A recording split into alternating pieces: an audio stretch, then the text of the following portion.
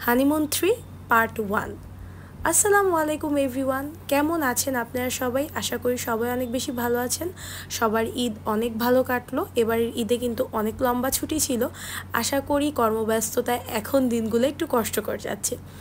আপনারা তো জানেন রোজার ঈদের দুদিন পরই আমরা গিয়েছিলাম কুয়াকাটা, আর হয়তো এইটা আমাদের জন্য একটা বেস্ট ডিসিশন ছিল, আবার এইটা কয়েক দিক থেকে একটা ওর্স ডিসিশনও ছিল, বিকজ এইটা একটা হাইপ টাইম। এই টাইমে সবাই ভ্যাকেশনের জন্য ঘুরতে যায়, কিন্তু আমাদের জন্য একটা ভুল উদ্যোগ ছিল এইটা যে আমরা কেন রিসর্ট বা কোনো হোটেল বুক করে যাইনি, কারণ এটার জন্য আমরা মোটামুটি সাফার করেছি। সো এর মধ্যে আমরা ব্রেক টাইমে গিয়ে একটা হোটেলে বসে তেহারি খেয়ে নিচ্ছিলাম লাঞ্চটা। তারপর গিয়ে আমরা আবার রওনা করে দিই। মেইনলি আপনারা যারা আসবেন অবশ্যই চেষ্টা করবেন হোটেল বুক করে আসার, যদি অনেকজন হন। বাট আমাদের জন্য এইটা ভুল ডিসিশন থেকে কেন জানি রাইট ডিসিশন হয়ে গেছে একদম লাস্ট মোমেন্টে। অ্যান্ড থ্যাঙ্কস টু আল্লাহ, কারণ আমার ফুল ট্রিপটা একটা ভালো রিসর্টে থাকার কারণে কিন্তু আরও বেশি ভালো হয়ে গেছে।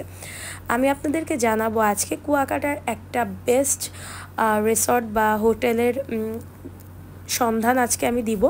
আজকে রুম ডিটেলসটা শেয়ার করব না, আজকে জাস্ট আমি যেই সমস্যাগুলোয় পড়েছি সেগুলো বলবো। আর আপনাদের অবশ্যই কোথাও ঘুরতে যাওয়ার আগে চেষ্টা করবেন রিসর্ট বা হোটেলটা বুকিং করার, কারণ কি সব সময় কিন্তু এটা অ্যাভেলেবল থাকে না। কারণ অফ সিজনে আপনি যে কোনো সময় আসতে পারেন, বাট যখন অন সিজন, যখন মানুষ অনেক বেশি যায়, তখন যদি আপনি বুকিং করে যান অ্যাটলিস্ট রিল্যাক্সে ওই হোটেলটাতে যেয়ে উঠতে পারবেন। এখন আমরা যেহেতু বাইকে গিয়েছিলাম, আমরা এক্সস্টেড ছিলাম, আমরা খুবই টায়ার্ড ছিলাম, বাট আলটিমেটলি বাইকে আসার কারণে আমরা একটু রিল্যাক্সেও আসতে পারছি, খুব তাড়াতাড়ি চলে আসছি। কারণ যেহেতু ঢাকা থেকে পটুয়াখালী গেছি, আমার এক্সপিরিয়েন্স হয়ে গেছে। সো পটুয়াখালী থেকে কুয়াকাটা খুবই কাছে মনে হয়েছে আমার কাছে। সো আর রাস্তা, আগের বার আমি যখন কুয়াকাটা গিয়েছিলাম রাস্তা একদম ভাঙাচোরা ছিল, বাট এখন কুয়াকাটার রাস্তা খুবই সুন্দর হয়ে গেছে। তো প্রথমে আমরা যেই হোটেলে যাই, ওই হোটেলে আমরা কোনো রুম পাইনি, ফাঁকা। আমার একটা খুব ভালো হোটেলে থাকার ইচ্ছে ছিল, সো আমি এই হোটেলটাতেও আসি। এটা কক্সবাজার, বারবার বলতেছি সরি, এইটা কুয়াকাটার বেস্ট একটা হোটেলের মধ্যে একটা। বাট এইটাতেও একটা রুমই জাস্ট অ্যাভেলেবল ছিল, বাট রুমের সাইজ ওয়াইজ রুমের প্রাইস অনেক বেশি। লাইক রুমে আপনি নিঃশ্বাস ফালানোর একটা একদম ছোট্ট একটা রুম, একদমই ছোট। এই রুমের প্রাইস 7,500 টাকা। সো এইটা প্রবলেম না, প্রাইস 7,500 টাকা, বাট রুমটা যদি আমার পছন্দ হতো আমি অবশ্যই 7,500 টাকা দিয়ে থাকতাম, বিকজ আমার মেন্টালিটি ওইরকম ছিল। সো তারপর এই হোটেলটা ঘোরাঘুরি করে আমরা আরেকটা হোটেলে চলে আসি, অ্যান্ড এই হোটেলেই আমরা স্টে করি। অ্যান্ড সত্যি কথা বলতে কক্সবাজারে যখন গিয়েছিলাম তখন এর সিস্টার কনসার্ন হোটেল কক্সটুডে।